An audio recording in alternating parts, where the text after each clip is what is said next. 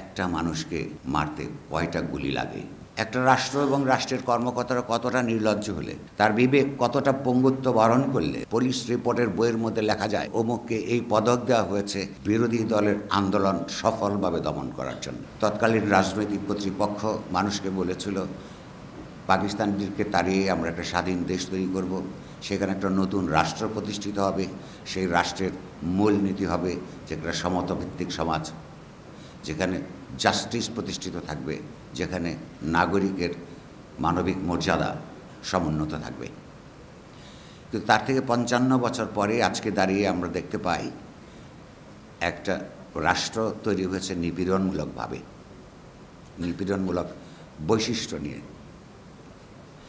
সেই বৈশিষ্ট্য আমি গত জুলাই অগাস্টের কথা বলে আমরা কোনো পক্ষেই এখানে আর বিব্রত হতে চাই না। শুধু একটা প্রশ্ন খালি আপনাদের মনে করিয়ে দিতে চাই।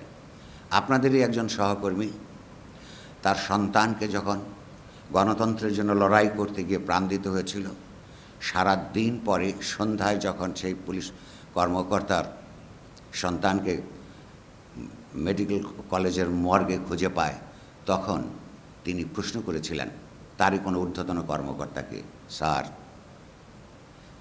একটা মানুষকে মারতে কয়টা গুলি লাগে? আপনাদেরই সন্তান, আপনাদেরই কর্মকর্তা। তাহলে রাষ্ট্র যখন নিপীড়নমূলক হয়ে ওঠে তখন পুলিশকে আর জনতার পুলিশ হয়ে উঠতে দেয় না। সেই ক্ষেত্রে পুলিশ নেতৃত্বের কিছু ভূমিকা থাকবার কথা। সেই ভূমিকা আমরা কিভাবে দেখেছি? 15 বছরের অন্তত 12 বছর একটানা প্রতি বছর আমি পুলিশ রিপোর্ট দেখেছি যেখানে পদক দেওয়া হয়। একটা রাষ্ট্র এবং রাষ্ট্রের কর্মকর্তারা কতটা নির্লজ্জ হলে, তার বিবেক কতটা পঙ্গুত্ব বরণ করলে মুদ্রিত আকারে পুলিশ রিপোর্টের বইয়ের মধ্যে লেখা যায় যে অমুককে এই পদক দেওয়া হয়েছে বিরোধী দলের আন্দোলন সফলভাবে দমন করার জন্যে। এই পুলিশ বিভাগ, স্বরাষ্ট্র মন্ত্রণালয় এইটা মুদ্রিত আকারে ছাপিয়েছে। আপনারা যারা জানেন না তারা লাইব্রেরিতে গিয়ে অথবা ওগুলি দেখে নিন। এই যে যাদেরকে সেই দিন এই ধরনের জনস্বার্থ বিরোধী ভূমিকার জন্য পদক দেওয়া হয়েছে, তার পরের ব্যাচের লোকেরা আরও উৎসাহী হয়ে মানুষের উপর আরও বেশি ঝাঁপিয়ে পড়েছে সশস্ত্রভাবে।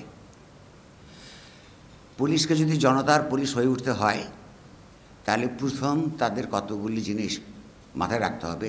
আমি জানি, আমি শব্দটা ব্যবহার করছি মাথায় রাখতে হবে, কারণ আমি জানি আপনারা এটা জানেন।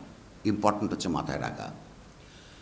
কোনো সংগ্রামের জন্যে, মানুষের গণতান্ত্রিক সংগ্রামের জন্যে, তার রুটি রোজির জন্যে, তার বিরুদ্ধে কোনো অন্যায়ের জন্যে মিছিল করা cannot be considered as a criminal offense. Criminal offence যদি কোথাও সংগঠিত হয়, এই রাষ্ট্র তার চরিত্র যাই হোক না কেন, এটাকে আমরা যে নামেই ডাকি না কেন, ক্রিমিনাল অফেন্স যেমনকি দমন করবার ক্ষেত্রে আপনার পুলিশের একটা ভূমিকা থাকতে পারে। কিন্তু কোনটাকে আপনি ক্রিমিনাল অফেন্স হিসেবে নেবেন, কোনটাকে নেবেন না, এইটা বোঝা অত্যন্ত গুরুত্বপূর্ণ।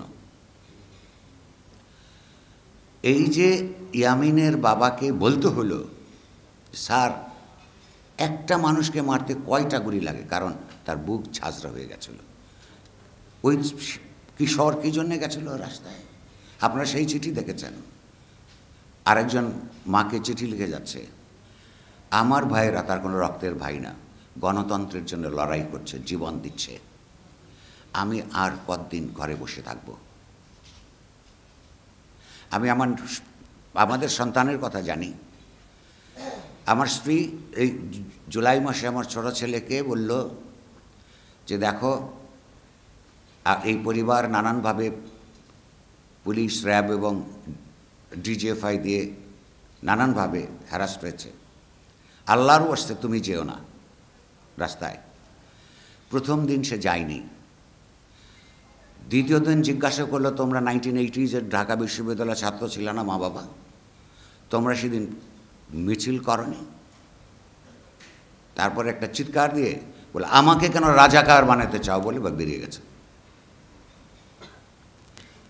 সে যদি বেরিয়ে না যেত, আমি পিতা হিসেবে অপরাধ বোধ করতাম।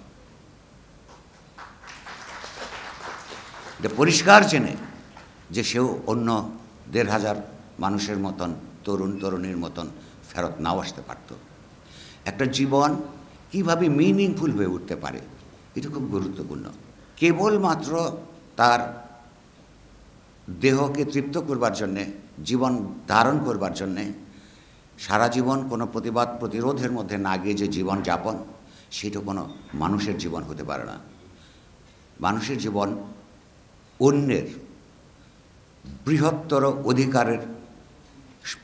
অধিকারগুলিকে সম্প্রসারিত করবার এবং সম্প্রসারিত করবার বিরুদ্ধে যে সমস্ত প্রতিষ্ঠান থাকে, তার বিরুদ্ধে লড়াই করার মধ্য দিয়ে মানুষ তার যে প্রাকৃতিক সত্তা, দৈহিক সত্তা, সেইটাকে বিসর্জন দিয়েই কেবল তার চিন্তার জন্য মৃত্যুবরণ করতে পারে যে সেই মানুষ।